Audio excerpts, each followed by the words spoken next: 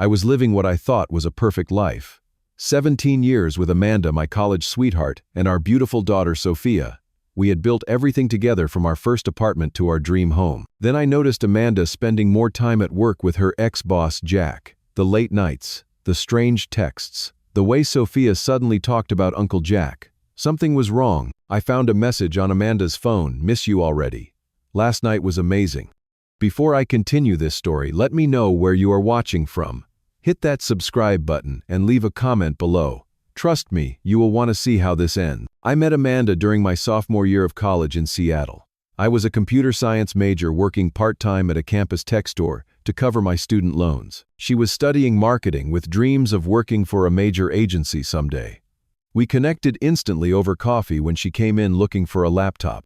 I remember thinking how her blue eyes lit up when she talked about her future plans. Our relationship moved quickly. Within 6 months, we were inseparable. We would stay up late talking about our dreams, my software company, her marketing career. We struggled financially, both working multiple jobs. I delivered pizzas on weekends while maintaining my tech store job. Amanda waitressed at a local diner. Sometimes we could barely afford ramen for dinner, but we were happy. Then came the pregnancy test. Amanda was 21, I was 22. We were scared but excited.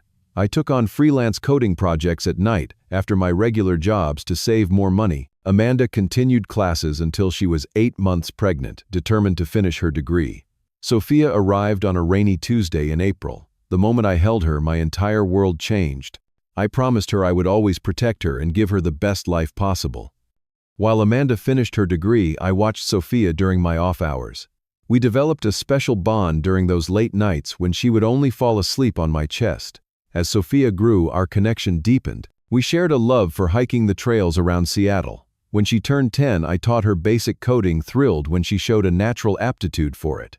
We built her first computer together when she turned 12. Every science fair project became our special project. I never missed a single school event. Meanwhile, Amanda flourished in her marketing career.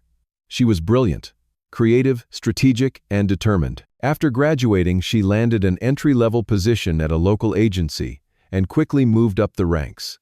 I was so proud watching her succeed. After years of saving, we bought our first real home in a nice suburban neighborhood with good schools for Sophia. Life seemed perfect. I had advanced to senior software engineer at a respected tech company. Amanda became a marketing manager. Sophia was a straight-A student with a tight group of friends. We took family vacations to the beach every summer. We hosted neighborhood barbecues. From the outside, we were the ideal family. Jack Hamilton entered our lives 5 years ago as Amanda's director at her marketing firm. She would mention him occasionally, his demanding standards, his industry connections. Nothing seemed unusual about their professional relationship. They worked late sometimes on big campaigns, but I never worried. I trusted Amanda completely. 2 years ago, Jack moved to a competing agency to become their chief marketing officer. Amanda was disappointed to lose a mentor, but continued thriving at her company. Then 3 months ago, Amanda came home excited. Jack had called with an opportunity, a senior position at his new company with a significant salary increase. The catch was longer hours and some travel, but the career advancement was substantial. "You should take it," I told her. "This is what you've worked for." I meant it. I had always supported her ambitions, the way she supported mine. The changes were subtle at first. Amanda started working later. Her texts became less frequent. Our conversations at dinner shifted from detailed stories about her day to vague summaries. She became protective of her phone, taking it with her even for short trips to the bathroom. When I hugged her, she felt somehow distant, as if physically present but mentally elsewhere. I ignored these warning signs, telling myself she was just adjusting to a demanding new position. I was Braden Mitchell, the loving, supportive husband. I would never be the jealous, controlling type. Looking back, I should have trusted my instincts sooner. It started with small things I could easily dismiss. Amanda coming home late, sometimes smelling of a cologne I didn't recognize. She claimed it was from hugging colleagues goodbye. I believed her. Why wouldn't I? In 17 years, she had never given me a reason to doubt her. Sophia began changing too. My tech-loving daughter, who used to spend weekends building robots with me, suddenly became obsessed with designer brands and makeup. She started making excuses to avoid our weekend hiking trips. When I asked about school, her answers became clipped, secretive. Then came a family dinner in February that stands out in my memory. Sophia was texting under the table, something we had a strict rule against. "Who are you texting during family time?" I asked, keeping my tone light. Sophia looked up, not a hint of guilt on her face. "Uncle Jack was just checking if I liked the driving lesson yesterday." I paused, fork midair.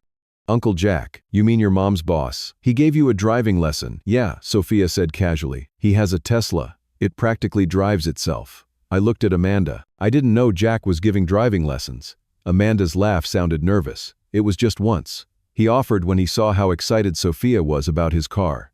"When was this?" I asked. "When Mom and I had lunch with him last Saturday," Sophia replied. Another surprise. "You had lunch with Jack on Saturday. I thought you were shopping for Sophia's science competition outfit." Amanda's eyes narrowed slightly. "We did both. It was no big deal, Braydon. Jack happened to be near the mall and joined us for lunch." The conversation moved on, but something felt wrong. When had Jack Hamilton become Uncle Jack? When had my wife and daughter started spending weekends with him without mentioning it to me? Soon after, I noticed Sophia carrying a new designer handbag to school. When asked, she claimed it was a replica she bought with saved allowance. A week later, she wore expensive-looking earrings I had never seen before. Meanwhile, Amanda's business trips became more frequent. 2 days in Chicago, 3 days in Boston, a weekend conference in San Diego. During one of these trips, our neighbor Ron mentioned seeing Amanda's car parked at the Westlake Hotel downtown, on a night she was supposedly in Phoenix. "Must have been someone with a similar car," I told him, but doubt had firmly taken root. The credit card statement showed charges at boutiques and restaurants I didn't recognize. When I brought them up, Amanda explained them as client meetings or work necessities. I wanted to believe her. Then came the text message I wasn't meant to see. Amanda was in the shower, and her phone lit up on the kitchen counter. I hadn't intended to look, but the preview was visible. "Jack, miss you already. Last night was amazing." My stomach dropped. I put the phone down, feeling like I might be sick. There could be innocent explanations, I told myself. Maybe they had closed a big account. Maybe they had a successful presentation. But I knew, deep down I knew. Instead of confronting Amanda immediately, I decided to look for more evidence. I needed to be certain before making accusations that could destroy our family. The next day, while Amanda was at work, I found hotel receipts tucked into the inner pocket of her purse. Weekend stays at luxury hotels in our own city. There was a credit card statement from an account I didn't know existed. Couples massages, dinners for two at romantic restaurants, a jewelry purchase on a day that wasn't near any of our anniversaries or my birthday. Most devastating was overhearing Sophia on the phone in her room. "Mom and Jack just need more time. Dad will never find out. No, Jack promised me we would all live together after graduation. My own daughter was complicit in her mother's affair. My own daughter was keeping their secrets." I hired a private investigator the next day. It took him less than a week to provide photos of Amanda and Jack entering a hotel together on a Tuesday afternoon when she was supposedly at a client meeting. There were pictures of them kissing in his car. There was even an image of the three of them, Amanda, Jack, and Sophia, having lunch together looking like a happy family. The betrayal was eating me alive. I lost 10 pounds in 2 weeks. I couldn't sleep. My work performance suffered. My friends noticed something was wrong, but I couldn't bring myself to tell anyone what was happening. The humiliation was too great.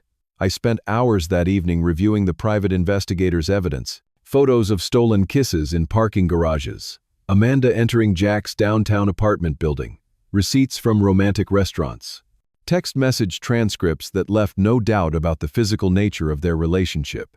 And worst of all, images of Sophia with them smiling, complicit in their deception. When Amanda came home that night, I was sitting in the dark living room, the envelope of evidence on the coffee table. "Braydon, why are you sitting in the dark?" she asked, flipping on the light. She was wearing a new dress. I had never seen her makeup still perfect after her supposed late meeting. "Where were you tonight?" I asked quietly. "I told you, strategy session with the new clients. It ran late." She put her purse down, avoiding eye contact. "That's interesting because I called your office at 7. They said you left at 5 with Jack." Her expression changed subtly. "We had dinner after to discuss the presentation." I pushed the envelope across the table. "Just dinner. What is this?" she asked, not touching it. "Open it." Her hands trembled slightly as she removed the photos. Her face paled as she flipped through them one by one. When she finished, she looked up, her expression a mix of anger and fear. "You had me followed. You invaded my privacy." The audacity of her response stunned me. "You're having an affair, and you're concerned about privacy. It's not what it looks like," she stammered. "Then what is it, Amanda? Because it looks like you're sleeping with your boss behind my back. It looks like my daughter knows about it. It looks like the two of you have been lying to me for months." "It just happened," she whispered. "Things like this don't just happen," I said, my voice breaking. "You made choices. Hundreds of small choices that led to betraying me. It was just physical at first," she said, as if that would somehow make it better. "How long?" She looked away. 7 months. 7 months. Over half a year of lies. Nights I had waited up for her, worried about her working too hard. She had been with him. "Does Sophia know?" I asked, already knowing the answer. "Braydon, please understand. Does Sophia know?" My shout echoed through our home. "Know what?" Sophia appeared in the doorway wearing pajamas, looking between us. She saw the photos scattered on the table and froze. "Sophia, go to your room," Amanda said quickly. "No," I interrupted. "She stays. I want to hear from her." I turned to my daughter, my heart breaking all over again. "Did you know your mother was having an affair with Jack?" Sophia looked at her mother, then back at me. In that moment, I saw a coldness in her eyes I had never noticed before. "Yes," she admitted. "For months. The confirmation still felt like a physical blow.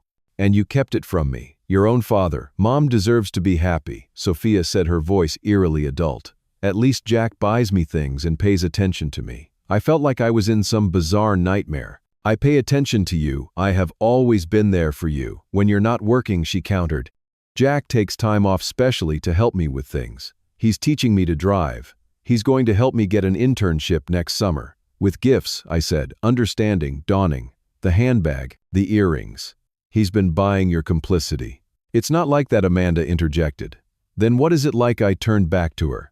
"Tell me exactly what it's like, Amanda." She squared her shoulders. "Jack and I love each other. This isn't some tawdry affair." "And when were you planning to tell me about this love?" I asked. Amanda and Sophia exchanged a glance that confirmed my worst fears. "After my graduation," Sophia said quietly. "They didn't want to disrupt my senior year." The room spun around me. They had it all planned out. My replacement was already selected, approved by my daughter, and installed in waiting. "How considerate of you," I said, my voice hollow. "Braydon, I was going to ask for a divorce anyway," Amanda said, suddenly emboldened. "Jack just happened before I could. Our marriage has been over for years. You're so boring, so predictable. Jack challenges me. He excites me." Each word was a knife. 17 years together dismissed as boring. "Jack makes Mom happy in ways you never could," Sophia added, twisting the knife deeper. I looked at my daughter, my little girl who I had taught to ride a bike, who I had comforted after nightmares, who I had helped with science projects into the early morning hours, and saw a stranger. "I need to leave," I said, grabbing my keys and wallet. "I cannot be in this house tonight." "Braydon, don't be dramatic," Amanda called after me. "We can talk about this like adults." I turned at the door. "There is nothing to talk about. You and Jack and Sophia have already made all the decisions. You just forgot to inform me." I drove aimlessly for hours before checking into a hotel downtown. Once alone in the sterile room, I broke down completely. 17 years of marriage. 16 years of fatherhood. All built on what now felt like shifting sand. I called Thomas, my oldest friend, who came immediately. He sat with me as I poured out the whole sordid story, not offering platitudes, just bearing witness to my pain. "What do I do now?" I asked him around 3 a.m. "You decide what you can live with," he said simply, "and what you can't." I returned home the next morning to find Amanda and Sophia acting almost normal, as if the previous night's confrontation had been a minor disagreement rather than the end of our family as I knew it. "I think we should talk about how to work through this," Amanda said casually over coffee. "For Sophia's sake, we should try to keep things civil." I checked our joint bank account on my phone. $10,000 had been transferred to Amanda's personal account overnight. "Civil," I repeated. Like stealing money from our joint account, Amanda had the grace to look embarrassed. "I was just being cautious. You were so angry last night." In that moment, I knew exactly what I had to do. I contacted Maria Lopez, a divorce attorney, recommended by a colleague who had gone through a similar situation. She was direct and no nonsense during our consultation. Based on what you've told me and the evidence you have, we're in a strong position, she explained. The infidelity, the financial deception, the duration of the affair, these all work in your favor. I moved into a temporary apartment that Thomas helped me find, taking only essential belongings and important documents. I secured our financial accounts, changing passwords, and placing a freeze on joint credit cards after transferring half of our savings to my personal account. Completely legal, according to Maria. Amanda called repeatedly, her messages shifting from defensive to confused. You actually moved out. I thought you were just blowing off steam. I didn't respond. Maria had advised minimal contact except through legal channels. 3 days later, Amanda was served with divorce papers at her office, a public setting I hadn't specifically requested but didn't regret. According to the process server, her face had gone white as she realized this was really happening. That evening, my phone exploded with texts and calls from Amanda, her parents, even her sister, whom I had always gotten along with. I silenced it all. The only message I read was from Sophia. You're selfish and pathetic. You're ruining our lives because you can't handle Mom finding someone better. I hate you. The words from my daughter cut deeper than anything Amanda had done. I turned off my phone completely. A week into the separation, news of Amanda and Jack's affair reached their company's HR department. Office relationships between managers and direct reports violated company policy. Jack, with his higher position, was allowed to keep his job with a formal reprimand. Amanda was let go with a modest severance package. She called me sobbing. They fired me because of you. Did you tell them about us? I didn't need to, I replied truthfully. Affairs have a way of becoming public. 2 weeks after that, Thomas forwarded me an industry newsletter. Jack Hamilton had been named in a separate sexual harassment claim from another employee. He had been placed on administrative leave pending investigation. 3 days later, Amanda called again.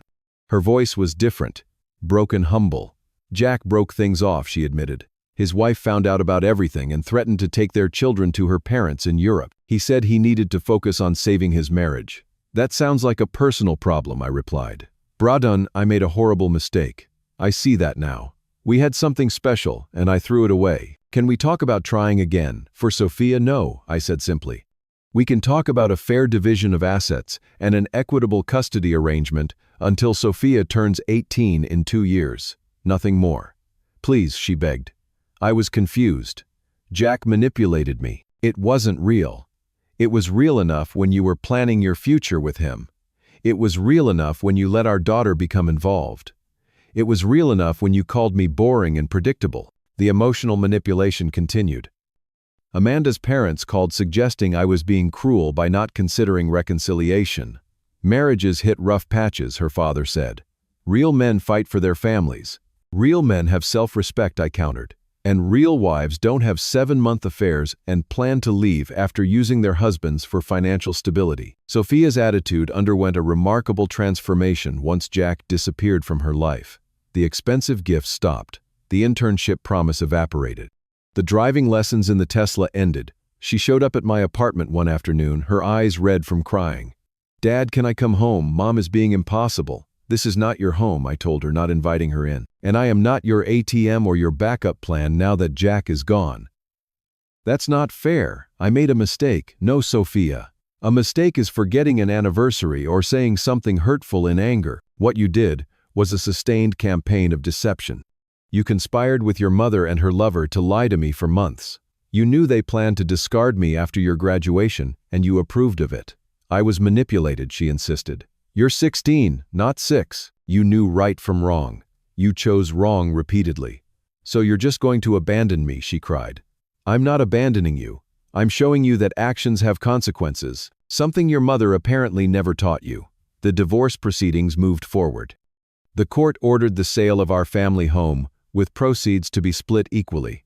My lawyer successfully argued against alimony, given Amanda's infidelity and the brevity of her unemployment, which ended when she found a lower-paying position at a smaller agency. Amanda and Sophia had to move to a modest apartment. Gone were the luxury shopping trips and expensive dinners out. Sophia had to transfer from her private school to the local public high school due to financial constraints. They both showed up at my apartment again, unannounced, Amanda in tears, Sophia sullenly staring at the floor. Please, Braden, Amanda sobbed. We're really struggling. Just talk to us. We can work something out. I am working something out, I replied. Through the legal system with proper documentation and binding agreements. We're your family, she insisted. No, I said firmly. You were my family. You both made choices that ended that. As the reality of their new circumstances settled in, their desperation grew. Amanda lost her new job after repeatedly missing work due to emotional distress. Sophia's new school called about her falling grades and behavior issues. Amanda's parents, who had initially been so critical of me, now begged me to help their daughter and granddaughter financially just until Amanda gets back on her feet. I remained firm. The divorce would proceed. The assets would be divided as determined by the court. I would fulfill my legal obligations to Sophia until she turned 18, but no more.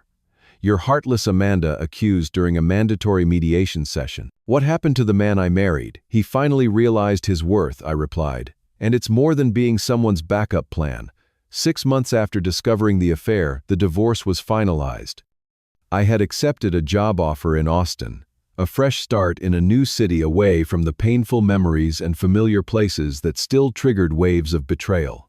Amanda found out about my planned move from our divorce attorney. She and Sophia showed up at my nearly packed apartment the night before the movers were scheduled. You can't leave, Amanda said, her voice breaking. We need you. You needed me as a provider and a safety net, I corrected her, not as a husband or father. That's not true, she insisted. I've realized how much I really love you. Jack was a mistake. A 7-month mistake that only became a problem when he dumped you and you lost your lifestyle, I pointed out. Sophia stepped forward, looking smaller and younger than I remembered. The designer clothes and sophisticated makeup were gone. She looked like a teenager again. Dad, please. I know I messed up.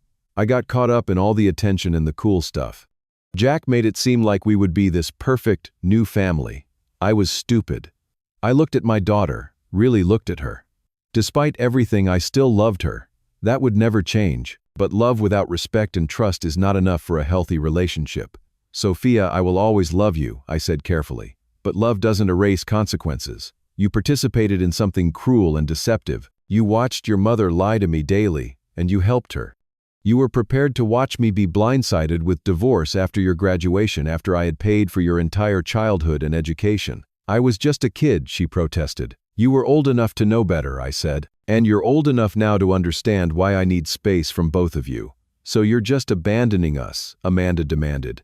No, I'm choosing myself for once. The divorce is final. The financial arrangements are set. My contact information will remain the same if Sophia needs to reach me. But I am under no obligation to remain physically or emotionally available to either of you.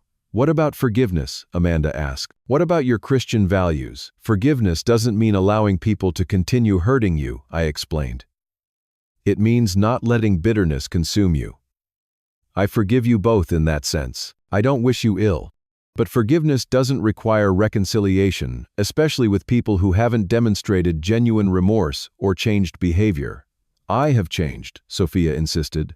Time will tell, I said. And maybe in time we can build something new. But it will never be what it was. That's the consequence of betrayal. Even when you're forgiven, the relationship is forever altered. I moved to Austin the next day. The new job challenged me in ways my old position hadn't. I found an apartment in a vibrant neighborhood filled with music venues and art galleries, a far cry from our suburban existence. Thomas visited a month after I settled in. You look better, he observed. More yourself. I felt more myself. In therapy, I was working through the trauma of the betrayal. I had joined a rock climbing gym and was pushing my physical limits weekly. I had made new friends who knew nothing about my past, who accepted me simply as Braden, not as someone's husband or father. The hardest lesson I had learned was that sometimes loving people means letting them experience the full consequences of their actions. Amanda had reached out several times about financial struggles. Each time I redirected her to the terms of our divorce agreement. Sophia sent occasional texts. At first, they were manipulative. Tales of hardship clearly designed to trigger my protective instincts. Over time, they evolved into more authentic communication. She shared honest struggles with her new school. She mentioned joining the computer club, remembering the skills I had taught her. 6 months after my move, a letter arrived from Sophia. Not a text or an email, but a handwritten letter that showed effort and thought. Dad, I have been doing a lot of thinking about what happened and my part in it. I have no excuse. I betrayed you because it was exciting, and because Jack made me feel special with his attention and gifts. I was selfish and cruel. Mom was wrong, and I was wrong to side with her. I miss you every day. I miss who I was when I was your daughter before I became someone I don't recognize or like very much. I don't expect forgiveness, but I wanted you to know that I understand now what I threw away. I wrote back carefully. I told her that the door wasn't closed forever, but that trust takes time to rebuild. I established clear boundaries about communication and expectations. I reminded her that at 18, she would be welcome to visit me in Austin if she demonstrated consistent respect for those boundaries. In my new life, I started dating casually. Nothing serious, but enough to remind myself that not all relationships are doomed to betrayal. I approached these new connections with clearer boundaries and a stronger sense of self-worth. The most important lesson I learned was that walking away from people who don't value you isn't weakness, it's self-respect. Staying would have been easier in some ways. The familiar, even when painful, can feel safer than the unknown. But I deserved better than being someone's backup plan or financial security. Have you ever had to walk away from someone you loved because they didn't respect you? Leave a comment below sharing your experience. If this story resonated with you, please hit the like button and subscribe to hear more real-life journeys of overcoming betrayal and finding self-worth. Share this video with someone who might be struggling to value themselves enough to walk away from toxic relationships. Thank you for listening to my story, and remember that sometimes the bravest thing you can do is choose yourself.